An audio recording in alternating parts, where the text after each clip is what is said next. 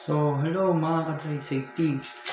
Starting on Monday, May 26, 2025, magsisimula na po yung NCAP ng MMDA. So, ano po ba yung mga lugar na sakop nito? Unang-una, EDSA. Pangalawa, C5. Pangatlo, Quezon Avenue. Pangapat, Commonwealth. Panglima, Ortigas Avenue. Pang-anim, Roas Boulevard. Pang-pito, Macapagal Avenue. Okay? So, ano po ba yung mga violation na dapat nating iwasan? Unang-una, beating the red light. Pangalawa, no unloading and loading. Okay? Pangatlo, bike lane. Yan, especially po sa ating mga motorista. Okay?